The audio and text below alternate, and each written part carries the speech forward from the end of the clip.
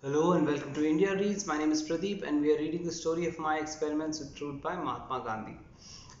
We've come to almost the last two readings on the book, and we've finished the part about his Keda Satya campaign and his visit to Delhi.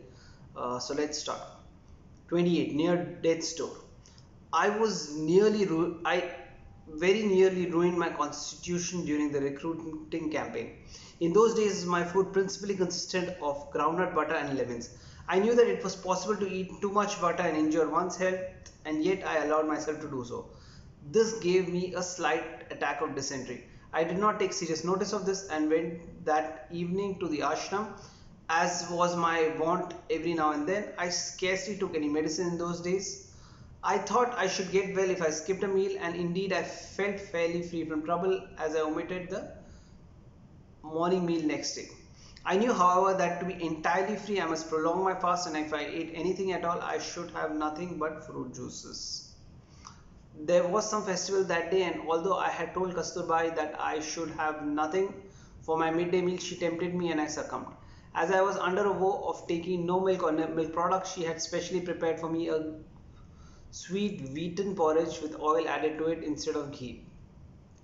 She had reserved too a bowlful of moong for me. I was fond of these things and I readily took them, hoping that without coming to grief I should eat just enough to please Kasturba and to satisfy my palate. But the devil had only been waiting for an opportunity. Instead of eating little, I had my fill of the meal. This was sufficient invitation to the angel of death. Within an hour, the dysentery appeared in acute form. The same evening, I had to go back to Nadiad. I walked with great difficulty to the Sabarmati station, a distance of only 10 furlongs. Vallabhai who joined me at Ahmedabad, saw that I was unwell, but I did not allow him to guess how unbearable the pain was. We reached Nadiad at about 10 o'clock. The Hindu Anath Ashram, where we had our headquarters, was only half a mile from the station, but it was good as 10 for me. I somehow managed to reach the quarters, but the gripping pain was steadily increasing.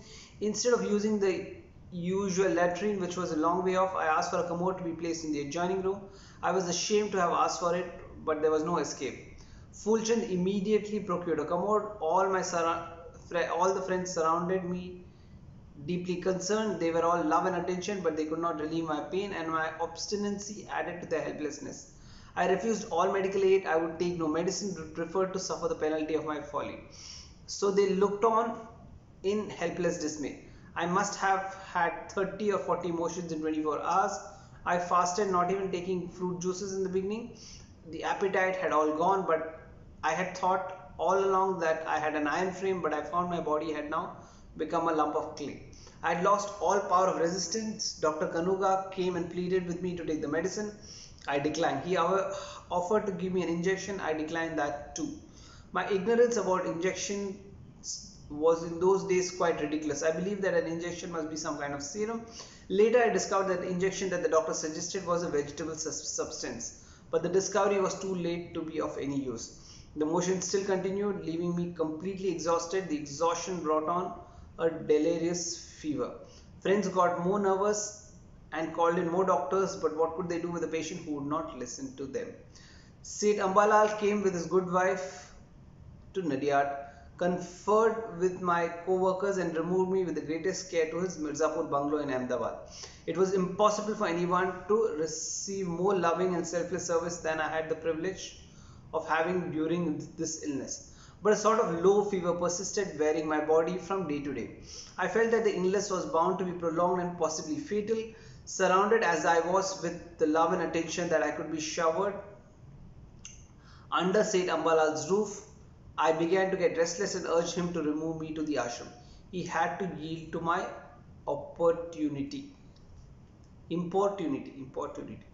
Whilst I was thus tossing on the bed of pain in the ashram, Vallabhai brought the news that Germany had been completely defeated and the commissioner had sent word that recruiting was no longer necessary. The news that I had no longer to worry myself about recruiting came as a great relief.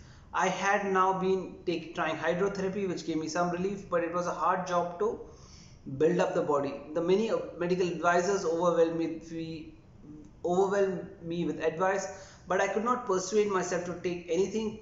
Two or three suggested meat broth as a way of out of the milk wow and cried and cited authorities from the Ayurveda in support of the advice. One of them strongly recommended eggs, but all for them I had one answer: no. For me, the question of diet was not one to be determined by the authority of the Shastras. It was one interwoven with my course of life, which is guided by principles no longer depending on an outside authority. I had no desire to live at the cost of them. How could I relinquish a principle in respect of myself when I had enforced it relentlessly in respect of my wife, children, and friends? This protracted and first long illness in my life thus afforded me a unique opportunity to examine my principles and to test them. One night I gave myself up to despair. I felt that I was at death's door. I sent word to Anishtya Ben. She ran down to the ashram. Vallabhbhai came with Dr. Kanuga, who felt my pulse and said, "Your pulse is quite good. I see absolutely no danger. This is a nervous breakdown due to extreme weakness." But I was far from being reassured. I passed the night without sleep. The morning broke without death coming, but I could not get rid of the feeling that the end was near, so I began to devote all my waking hours to listening to the Gita being read to me by the inmates of the ashram. I was incapable of reading, I was hardly inclined to talk. The slightest talk meant a strain on the brain. All interest in living had ceased, as I have never liked to live for the sake of living. It was such an agony to live on in that helpless state, doing nothing, receiving the services of friends and co-workers, and watching the body slowly wearing away. Whilst I lay thus ever expectant of death, Dr. Talwalkar came one day with a strange creature. He hailed from Maharashtra. He was not known to fame, but the moment I saw him, I found that he was a crank like myself. He had come to try his treatment on me. He had almost finished his course of studies in the Grand Medical College without taking a degree. Later, I came to know that he was a member of the Brahmo Samaj. Kelkar, for that is his name, is a man of independent and obstinate temperament. He swears by the ice treatment which he wanted to try on me. We gave him the name of Ice Doctor. He is quite confident that he has discovered certain things which have escaped qualified doctors. It is a pity both for him and me that he has not been able to infect me with his faith in his system. I believe in his system up to a certain point, but I am afraid that he has been hasty in arriving to certain conclusions. But whatever may be the merits of his discovery, I allowed him to experiment on my body. I did not mind external treatment. The treatment consisted in the application of ice all over the body. Whilst I am unable to endorse his claim about the effect his treatment had on me, it certainly infused in me a new hope and a new energy, and the mind naturally reacted on the body. I began to have an appetite and to have a gentle walk for 5 to 10 minutes. He now suggested a reform in my diet. Said he, "I assure you that you will have more energy and regain your strength quicker if you take raw eggs. Eggs are as harmless as milk. They certainly cannot come under the category of meat. And do you know that all eggs are not fertilized? There are sterilized eggs on the market." I was not, however, prepared to take even the sterilized eggs, but the improvement was enough to give me interest in public activities. The Rowlatt Bills and my dilemma. Friends and doctors assured me that I should recuperate quicker by a change to Mathiran, so I went there. But the water at Mathiran was being very hard. It made my stay extremely difficult. As a result of the attack of the dysentery that I had, my anal tract had become extremely tender, and owing to fissures, I felt an excruciating pain at the time of evacuation. So that very idea of eating filled me with dread. But the week was over and I had to flee from Mathiran. Shankarlal, banker, now constituted himself the guardian of my health and pressed me to consult Dr. Dalal. Dr. Dalal was called accordingly. His capacity for taking instantaneous decisions captured me. He said, "I cannot rebuild your body unless you take milk. If in addition you would take iron and arsenic injections, I would guarantee fully to renovate your constitution." "You can give me the injection," I replied, "but milk is a different question. I have a vow against it." "What exactly is the nature of your vow?" the doctor inquired. I told him the whole history and the reasons behind my vow, and how, since I had come to know that the cow and the buffalo were subject to the process of fuka, I had conceived a strong disgust for milk. Moreover, I had always held that milk is not the natural diet of man. I had therefore abjured its use altogether. Kasturba was standing near my bed, listening all the time to this conversation. But surely you cannot have objection to goat's milk then, she interposed. The doctor too took up the strain. If you take goat's milk, it will be enough for me. I succumbed. My intense eagerness to take up Satyagraha fight had created in me a strong desire to live, and so I contented myself with adhering to the letter of my vow only and sacrifice its spirit. For although I had only the milk of the cow and the she buffalo in mind, when I took the vow, by natural implication it covered the milk of all animals. Nor could it be right for me to use milk at all as long as I held that milk is not the natural diet of man. Yet knowing all this, I agreed to take goat's milk. The will to live proved stronger than the devotion to truth. And for once the votary of truth compromised his sacred ideal by his eagerness to take up the Satyagraha fight. The memory of this action even now rankles in my breast and fills me with remorse, and I am constantly thinking of how to give up goat's milk. But I cannot yet free myself from that subtlest of temptations, the desire to serve, which still holds me. Let me just switch on this light. I think I'll look a little less scarier. Yeah, I guess it's better. My experience in dietetics are very dear to me as a part of my researches in ahimsa. They give me recreation and joy. But my use of goat's milk today troubles me not from the viewpoint of dietetic ahimsa so much as from the truth being no less than the breach of pledge. It seems to me that I understand the ideal of truth better than that of ahimsa, and my experience tells me that if I let go of my hold of truth, I shall never be able to solve the riddle of ahimsa. The ideal of truth requires that vows taken should be fulfilled in the spirit as well as in the letter. In the present case, I kill the spirit but the soul of the vow by adhering to its outer form only, and that is what galls me. In spite of this clear knowledge, I cannot see my way straight before me. In other words, perhaps I have not the courage to follow the straight course. Both at the bottom mean one and the same thing, for doubt is invariably the result of want or weakness in faith. Lord, give me faith is therefore my prayer day and night. Soon after I began taking goat's milk, Dr. Dalal performed on me a very successful operation for fissures. As I recuperated, my desire to live revived, especially because God had kept work in store for me. I had hardly begun to feel my way towards recovery when I happened casually to read in the papers that the Rowlatt Committee's report, which had been published, its recommendations startled me. Shankarlal Banker and Umar Sobani approached me with the suggestion that I should take some prompt action in the matter. In about a month, I went to Ahmedabad. I mentioned my apprehensions to Vallabhbhai, who used to come to see me almost daily. Something must be done, said I to him.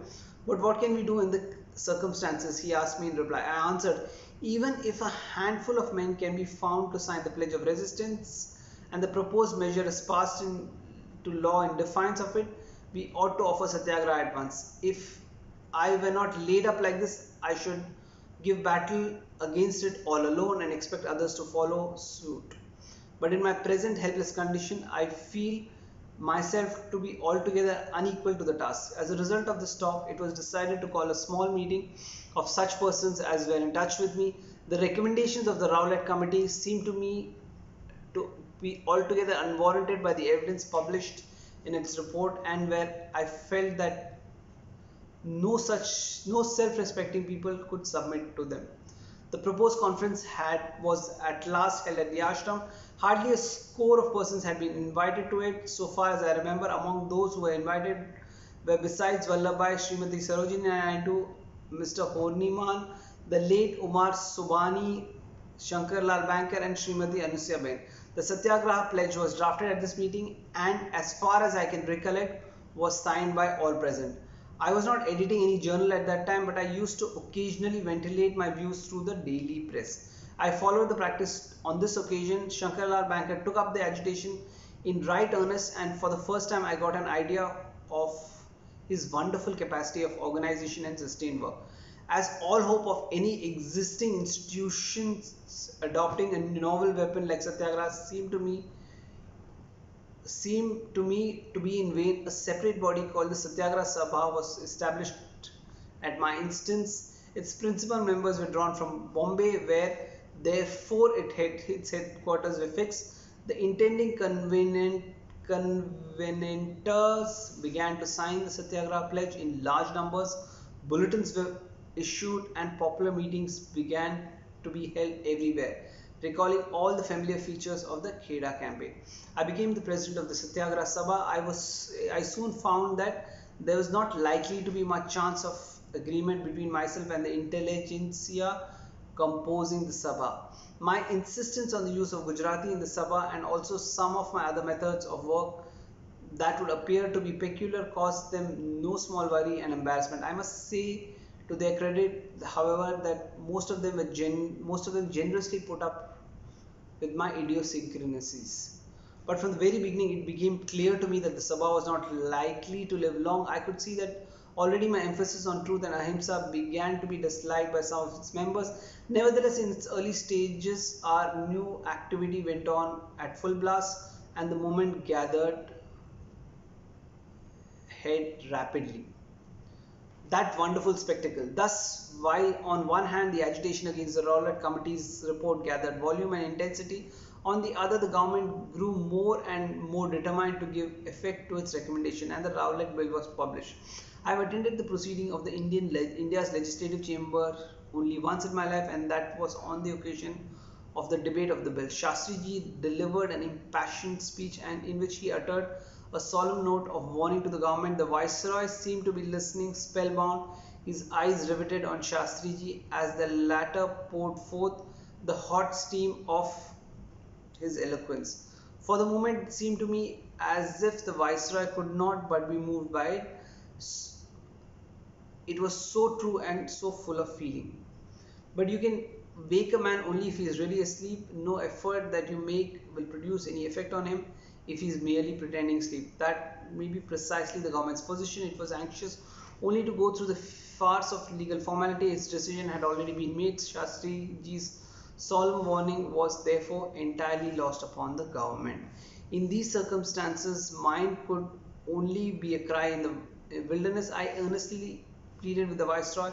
I addressed him private letters as also public letters, in the course of which I clearly told him that the government's action left me with no other course except to resort to satyagraha, but all was in vain. The bill had not been gazetted as an act. I was in a very weak condition, but when I received an invitation from Madras, I decided to take the risk of a long journey. I could not at that time sufficiently raise my voice in meetings. My incapacity to address meetings standing still abides. My entire frame would shake, and heavy throbbing would start an attempt to speak standing for any length of time. I have ever felt at home in the South. Thanks to my South African work, I felt I had some sort of right over the Tamils and the Telugus, and the good people of the South have never belied my belief.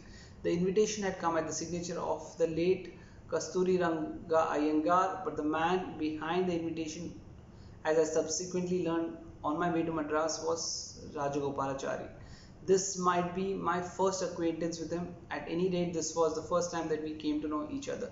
Rajagopalachari had then only recently left Salem to settle down for legal practice in Madras at the pressing invitation of friends like Kasturi Ranga Iyengar, and that with a view of taking a more active part in public life. It was with him that we put up in Madras that this discovery I made only after we stayed with him for a couple of days. For since the bungalow that we were staying in belonged to Kasturi Ranga Iyengar, I was under the impression that we were his guests. Mahadev Desai, however, corrected me. He very soon formed a close acquaintance with Rajagopalachari, who from his innate shyness kept himself constantly in the background, but Mahadev put me on my guard. You should cultivate this man, he said to me one day. And so I did. We daily discussed together the plans of the fight, but beyond the holding of public meetings, I could not then think of any other program. I felt myself at loss of how to offer civil disobedience against the Rowlatt Bill if it was finally passed into law. one could disobey only if the government gave one opportunity to for it, feeling that we could civilly disobey other laws. And so if there was a line to be drawn, these and a host of similar questions form the theme of these discussions of ours. Kasturi Ranga Iyengar called together a small conference of leaders to thrash out the matter. Among those who took a conspicuous part in it was Vijay Raghavachari. He suggested that I should draw up a comprehensive manual of the science of Satyagraha, embodying every minute detail. I felt the task to be beyond my capacity, and I confessed as much to him. While these cogitations were still going on, news was received that the Rowlatt Act had been published in Rowlatt Bill had been published as an act. That night I fell asleep while thinking over the question. Towards the small hours of the morning, I woke up somewhat earlier than usual. I was still in that twilight condition between sleep and consciousness when suddenly the idea broke upon me, as if it was in a dream. Early in the morning, I related the whole story to Rajagopalachari. The idea came to me last night in a dream that we should call upon the country to observe a general Hartal. Satyagraha is a process of self-purification and ours is a sacred fight. And it seems to me to be in the fittest of things that it should be commenced with an act of self-purification. Let all the people of India therefore suspend their business on that day and observe the day as one of fasting and prayer. The Muslims may not fast for more than one day, so the duration of the fast should be 24 hours. It is very difficult to say whether all provinces would respond to this appeal of ours or not, but I am fairly sure of Bombay, Madras, Bihar and Sindh. I think we should have every reason to feel satisfied even if these places observe the Hartal fittingly. Rajagopalachari was at once taken up by my suggestion. Other friends too welcomed it. When it was communicated to them, I drafted a brief appeal. The date of the Hartal was fixed on the 30th of March 1919 but subsequently changed to 6th April. The people thus had only a short notice of the Hartal and the work had to be started at once. It was hardly possible to give longer notice. But who knows how it came about? The whole of India, from one end to the other, towns as well as villages, observed a complete Hartal on that day. It was a most wonderful spectacle. Okay, with this I'm going to stop today's reading. What do we have to recap here? Gandhi felt extremely unwell.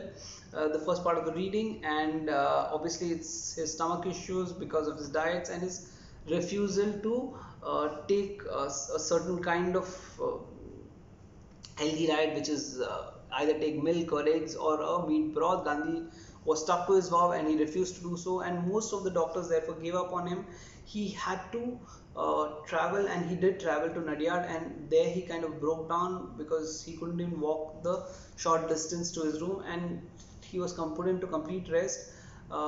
This is where Kasturbai and another doctor who kind of convinced him uh, to not give up his vow but take benefit of nuances, and his vow was modified so that he could have goat's milk. As Gandhi almost had this feeling that he was going to die during this ordeal, and somehow he felt that this loophole kind of gave him the will to live, and God had given had many more challenges for him in the future, for which he needed to live and for which he needed to be fitter. Now he understands and admits that he broke the spirit of his vow, while he might not have broken the letter of the vow, but he has the bigness of heart to admit it out in writing. And obviously while writing the book, he is still looking for options to get out of a goat's milk, which would give him the satisfaction that he is seeking to both the spirit and the letter of the vow. While this is happening, while as he was recovering, Rowlatt Acts, the bill was being discussed. I am ashamed to say that I don't know much about it. We must have studied in history during our school days. I will read up on it and possibly talk about it in the next video.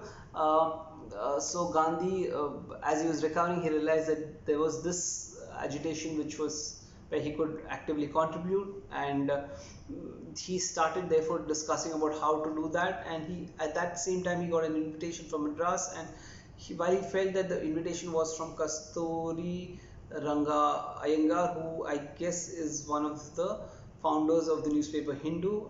Again, I can check on this and I will let you know. But later he realized that actually the invitation had come from Rajagopalachari, and this was his first interaction with him, at least on a formal basis. Rajagopalachari was a very shy man, and but Gandhi's assistant Mahadev Desai told Gandhi to interact with him and cultivate him, which Gandhi started to religiously do. So he started having discussions, and during his discussions he realized that his campaign of satyagraha could be now taken across the country. He had the example of the Kheda satyagraha, and therefore together they formulated this one-day hartal movement, and a date was decided, and the date was of course postponed subsequently, but they decided a date where on one particular day everybody would not work. This was a large scale of civil disobedience. Gandhi was confident that while entire India might not follow it immediately, he would be able to get the bigger cities of Madras, Bombay, Sindh, and portions of Bihar where he had his influence. So that's where I ended the reading of this uh, chapter, and we shall continue in the next reading and see how it goes. I know that the videos have not been being put up regularly. We're facing a lot of issues here, but soon, now that we are coming to the end of the book, it'll get a bit more regular, and we'll start moving on to the next book very soon. So stay on, do share your inputs, comments, suggestions, and hope to see you in the next chapter. Till then, goodbye.